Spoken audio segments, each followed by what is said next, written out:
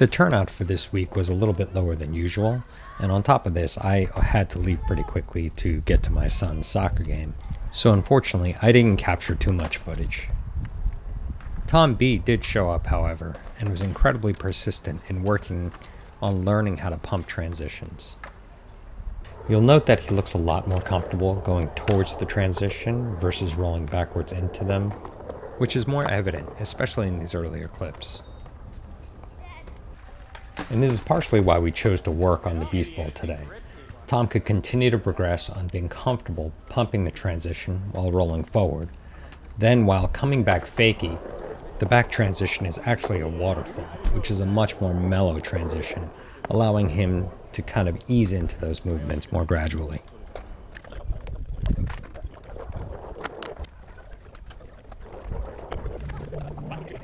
So a pretty common phrase I hear often when trying to get people to learn new tricks is to quote-unquote just commit. Now while this phrase does have its time and place, I feel like it's typically used out of laziness when people don't want to take the time to kind of analyze the problem and what may actually be causing whatever mental or physical barriers the person may be facing. And while I don't claim to have all the answers, I'm trying to make an effort here to see if we can try different methodologies where somebody can attack the problem in smaller steps so they can continue to progress without going too far out of their comfort zone. Because sometimes just committing when you don't have the base movements down well is a recipe for disaster. And most of us have jobs the next day that we kind of need to get to. So in these last two clips, you'll see that Tom is really just working on his pumping and getting more comfortable with the transition, and also bending his knees as he approaches the peak of the pump. And for those of you who have never done this, it's a very weird feeling, and the timing is a little difficult to get, and it just comes through repetition. Now moving on to Allison. Oh! Nice! As you may have seen in our earlier videos, Allison actually started her skateboarding journey with us.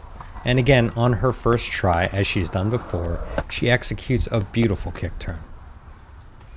Now unfortunately, they're not all as clean as that first one. However, if you compare and contrast the movements now against earlier videos, I think you'll start to see that there is significant improvement in her balance and her ability to make that kick turn. And a big part of this trick is learning the timing of the rotation of the shoulders with the lifting of the front wheels. On top of this, you don't want to start the kick turn while you still have too much forward momentum. And on some of these, she's starting it just a little too early. That last one was delayed just a little bit more, so it was a little bit cleaner. And this last one, where she's carrying the most speed, is probably the cleanest.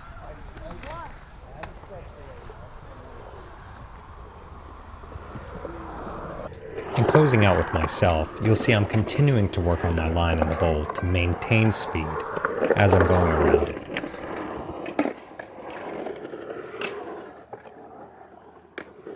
As I hit the first wall, you'll see that sometimes I stay higher, sometimes I go lower, and try to come up higher through that second corner. And then on that back bowl, I'm trying different lines to try to maintain speed.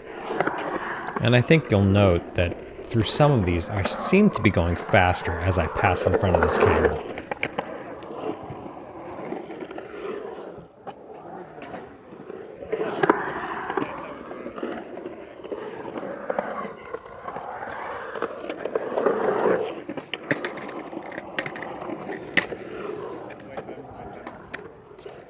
Now I changed the angle here because I found that I feel like I'm carrying enough speed going into that back bowl. However, coming out of there, I'm losing all of my speed. I'm trying to pinpoint why that might be. Luckily, with each successive try, I think you'll see that I'm actually entering that back bowl faster and faster. I just got to figure out how to keep it coming out. So if you have any pointers for me, I'm all ears. I'm like the jokester in my class. Oh, are you?